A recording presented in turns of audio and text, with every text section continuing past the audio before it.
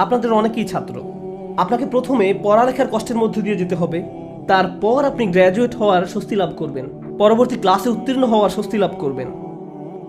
আপনার চাকরির জায়গায় কঠিন পরিশ্রম করতে হবে বোনাসের স্বস্তি লাভ করার পূর্বে, প্রমোশন লাভ করার পূর্বে। কষ্ট ছাড়া এসব ঘটে না। আপনাকে আগে খাদ্যাভ্যাস ঠিক করতে হবে, স্বাস্থ্যকর খাবার খেতে হবে ভালো স্বাস্থ্য লাভ করার পূর্বে। কোনো রোগীকে হয়তো আগে অপারেশনের কষ্টের মধ্যে দিয়ে যেতে হবে সুস্থ হওয়ার আনন্দ উপভোগ করার পূর্বে। এভাবেই আল্লাহ জীবনকে তৈরি করেছেন। আপনাকে কষ্টকর অভিজ্ঞতার ভেতর দিয়ে যেতে হবে যদি স্বস্তি লাভ করতে চান। এটাই আল্লাহ ডিজাইন। ব্যাপারটা এমনই।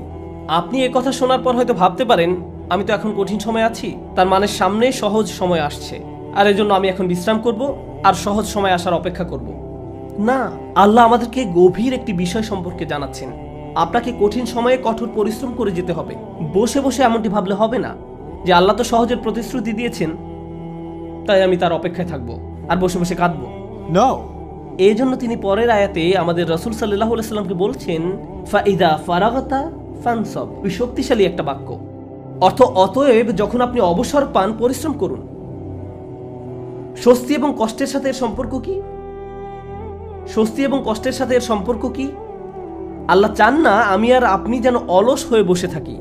যখন আমরা কোনো কঠিন সময় থাকি তখন আল্লাহ চান আমরা যেন প্রচুর পরিশ্রম করি। অন্য মানুষদের দেখবেন যখন তারা কোনো কঠিন সময় পতিত হয় সবকিছু ছেড়ে দিয়ে একেবারে হতাশ হয়ে বসে থাকে।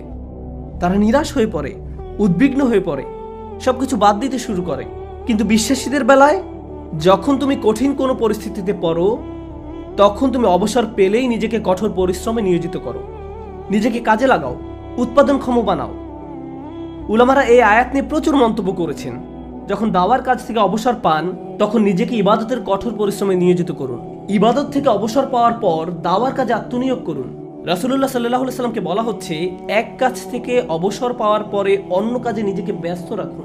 আমার আর আপনার জন্য প্রশ্ন হলো, কত সময় আমরা অপচয় করি এমনটা ভেবে যে জীবন কত দুর্বিষহ। অলস হয়ে বসে থাকি, কিছুই করি না, নিজের মনকে নেতিবাচক চিন্তায় ডুবিয়ে রাখি, সম্পূর্ণ অকার্যকর আর অকর্মণ্য হয়ে বসে থাকি। অথচ আল্লাহ বলছেন তোমার হাতে অনেক বেশি অবসর সময় আছে আর তুমি এই সময়ে কোনো কাজেই লাগাচ্ছ না। যখন আপনি নিজেকে কোনো পরিশ্রমে নিয়োজিত না করেন তার মানে আপনি কষ্টকে জেতার সুযোগ দিচ্ছেন। আয়াতটা শুরু হয়েছে ফা অক্ষর দিয়ে, ফা আস-সাবাবিয়া, অর্থাৎ অতএব। তুমি যেহেতু স্বস্তি কামনা করো তাই তোমার নিজেকে পরিশ্রমে নিয়োজিত করতে হবে। এটা শেখার ফলে তোমার উচিত নিজেকে পরিশ্রমে নিয়োজিত করা। তাই আমার আর আপনার উচিত একটি অর্থপূর্ণ এবং প্রোডাক্টিভ জীবনযাপন করা। মাঝে মাঝে জীবনে অতিরিক্ত চাপের কারণে আমরা ভেঙে পড়ি। আমরা সহজেই একেবারে ভেঙে পড়ি দুঃখ, হতাশায়, উদ্বেগ বা উৎকণ্ঠায়।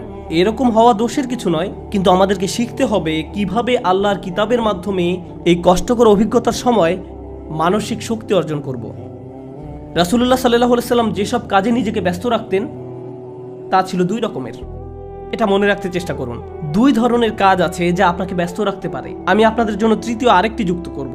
রাসূলুল্লাহ সাল্লাল্লাহু আলাইহি সাল্লাম হয় এমন কোনো কাজে নিজেকে ব্যস্ত রাখতেন যাতে আল্লাহকে খুশি করত, অথবা তিনি এমন কোনো কাজে ব্যস্ত থাকতেন যা আল্লাহর কোনো সৃষ্টির উপকার করত।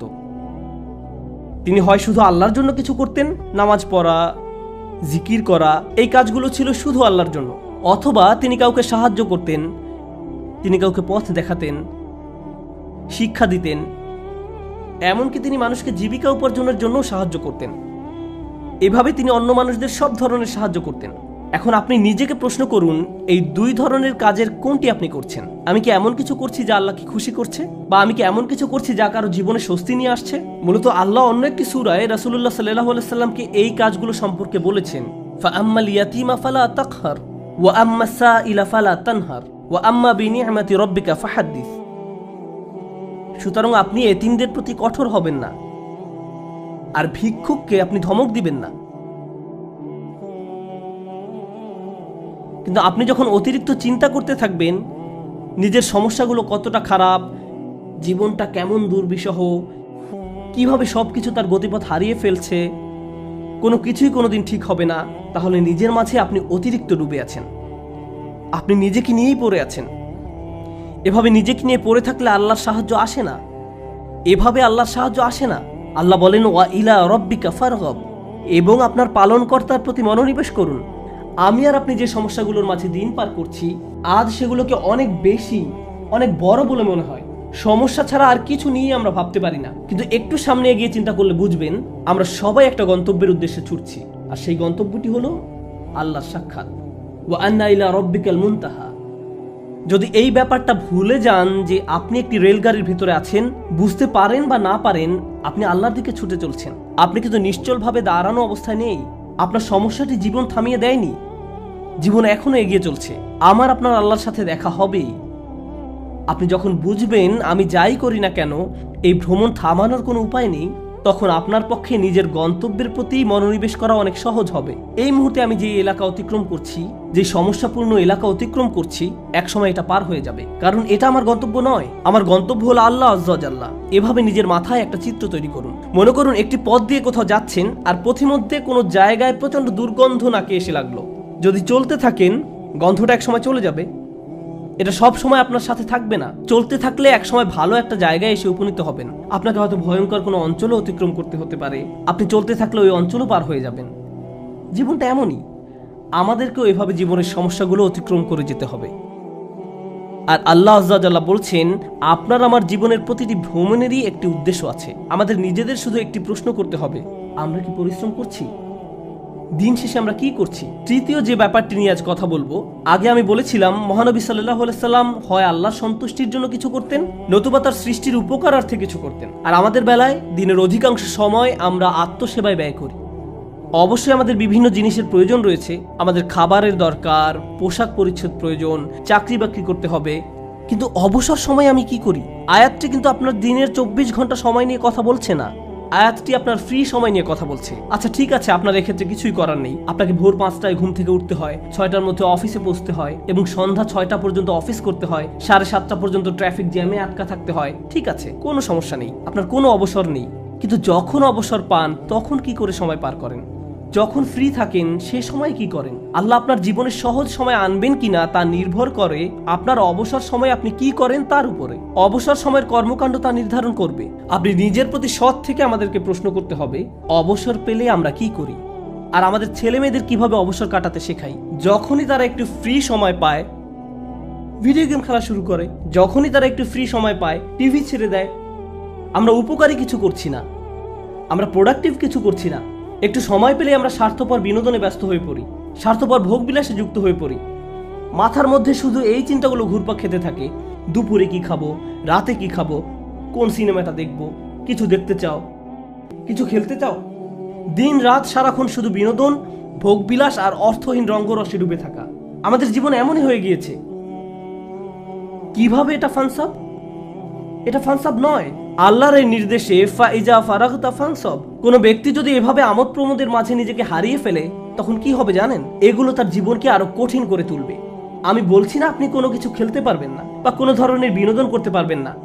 আমি জানি এটা গ্রীষ্মের সময়, স্কুল ছুটির কারণে বাচ্চারা এখন খেলাধুলা করতে চায়, এটা ঠিক আছে, কিন্তু তাদেরকে একই সাথে শেখাতে হবে কিভাবে সময়ের উত্তম ব্যবহার করতে হয়। তারা এটা শিখতে পারবে না যদি তারা আপনার কাছ থেকে না শেখে। আমরা যদি অবসর সময় পেলেই অপচয় করা শুরু করি, অর্থহীন কাজে নষ্ট করে ফেলি, উপকারী কোনো কাজে সময় ব্যয় না করি, তাহলে তারাও এই অভ্যাস আমাদের কাছ থেকে আয়ত্ত করবে।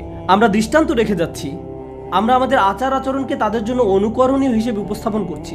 আমরা এই আয়াত অনুযায়ী জীবনযাপন করলে তারা প্রশ্ন করবে, কেন তুমি সারাক্ষণ ব্যস্ত থাকো? কেন আমরা সব সময় কাউকে না কাউকে সাহায্য করি? আমরা এতবার মসজিদে কেন যাই? আমরা সারাক্ষণ এটা ওটা শিখছি কেন? আমাদের অবসর কোথায়? ফাইদা ফারাগতা ফানসাব, অর্থাৎ অতএব যখন অবসর পান পরিশ্রম করুন। فإن مع العسر يسرا إن مع العسر يسرا فإذا فرغت فانصب وإلى ربك فارغب। নিশ্চয়ই কষ্টের সাথে স্বস্তি রয়েছে। এই নির্দেশগুলো আল্লাহ আমাদের মহানবী সাল্লাল্লাহু আলাইহি সাল্লামকে প্রদান করেছিলেন। এই বিষয়গুলোর উপর ফোকাস করতে তাকে নির্দেশ দেওয়া হয়েছিল সাল্লাল্লাহু আলাইহি সাল্লাম। আমরা যদি আমাদের জীবনকে উন্নত করতে চাই, আমাদেরকেও এই শিক্ষাগুলো নিজেদের জীবনে বাস্তবায়ন করতে হবে। আমাদের সবারই জীবনে কোনো না কোনো সমস্যা রয়েছে। একটি সমস্যার সবচেয়ে বড় কঠিন দিক কোনটি? সমস্যার বাহ্যিক দিক মোকাবেলা করা সবচেয়ে কঠিন নয়, সবচেয়ে কষ্টকর ব্যাপারটি ঘটে আমাদের হৃদয়ে। সবচেয়ে দুরূহ ব্যাপার হলো সমস্যার সময় আমার অনুভূতি নিয়ন্ত্রণ করা। এটা আমাকে পুরোপুরি অসার, নিস্তেজ বানিয়ে দেয়। এখন সূরাটির দিকে লক্ষ্য করুন। প্রথমে যে স্বস্তি আল্লাহ আমাদের রাসূল সাল্লাল্লাহু আলাইহি সাল্লামকে প্রদান করেন, আলাম নাশরাহ লাকা সাদরাক, হে নবী আমি কি তোমার বক্ষদেশ প্রসারিত করে দেইনি? আমি তোমাকে প্রশান্তি দান করেছি। এখন মানুষ যখন শুনতে পায় আল্লাহ সুবহানাহু ওয়া তাআলা মহানবী সাল্লাল্লাহু আলাইহি সাল্লামকে মানসিক প্রশান্তি দান করেছেন, একজন মানুষের জন্য সম্ভাব্য সবচেয়ে যাতনাদায়ক সময়েও তিনি মানসিক দিক থেকে প্রশান্তিতে ছিলেন। ফাইদা ফারাগতা ফানসব ওয়া ইলা রাব্বিকা ফারগাব। অতএব যখন অবসর পান পরিশ্রম করুন এবং আপনার পালনকর্তার প্রতি মনোনিবেশ করুন। আমরা যদি এই কাজটি করতে পারি তাহলে আশেপাশের মানুষ আমাদের সম্পর্কে যাই বলুক না কেন এতে কিছুই যায় আসে না। বাহ্যিক দিক থেকে আমরা যে সংকটেই থাকি না কেন তাতেও কিছু যায় আসে না। আমরা মানসিক দিক থেকে দারুণ প্রশান্তিতে থাকব। অন্য সবাই তো কাঁদবে, নার্ভাস হয়ে থাকবে, কিন্তু আপনি নিজেকে প্রশান্ত পাবেন, কারণ আপনি এই মহাসত্য অনুযায়ী পথ চলেছেন। আমি দোয়া করি আল্লাহ আজ্জা ওয়া জাল্লা যেন আমাদের সবার অন্তরে প্রশান্তি দান করেন। আল্লাহ আজ্জা ওয়া জাল্লা আমাদেরকে ওই সমস্ত মানুষদের অন্তর্ভুক্ত করুন আল্লাহর করুণায় যাদের হৃদয় উন্মুক্ত হয়ে পড়েছে এবং বক্ষ প্রসারিত হয়েছে। আমি দোয়া করি আল্লাহ আমাদের দৃঢ় মনোবলওয়ালা মানুষদের অন্তর্ভুক্ত করুন যেন আমরা আমাদের সময়ের সর্বোত্তম ব্যবহার করতে পারি এবং এর ফলে আল্লাহ আজ্জা ওয়া জাল্লা আমাদের জীবনের কষ্টের চেয়েও বহু গুণ বড় স্বস্তি নিয়ে আসেন।